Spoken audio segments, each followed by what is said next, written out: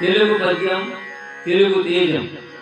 నన్నయ్య నుంచి నాదాకా తెలుగు పద్య ధారావాహికకు స్వాగతం.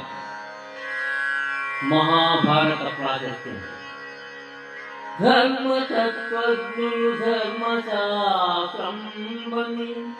ఆధ్యాత్మ విధులు వేదాంతమనియు, నీతి విచక్షణులు నీతి శాస్త్రంబని, కవి వృషభులు మహాకావ్యమనియు,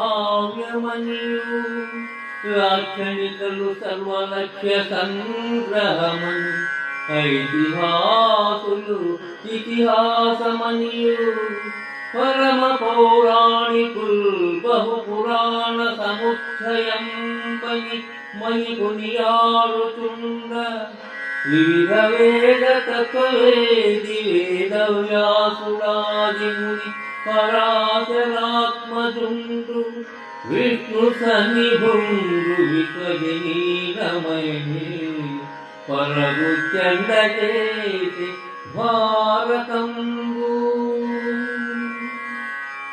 విష్ణు సన్నిభుండు విశ్వజనీనమై, పరగు చండచేసి భారతంబు.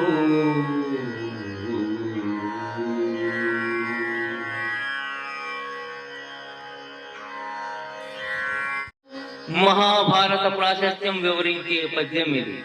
దీనిని ధర్మశాస్త్రం అని ధర్మతత్వజ్ఞులు అంటారు, వేదాంతం అని అధ్యాత్మ విధులు అంటారు, నీతి శాస్త్రం అని నీతి విచక్షణులు అంటారు, మహాకావ్యమని కవి వృషభులు అంటారు, సర్వలక్ష్య సంగ్రహమని లాక్షణికలు అంటారు, ఇతిహాసమని ఐతిహాసికులు అంటారు, బహుపురాణ సముచ్చయమని పరమ పౌరాణికులు అంటారు.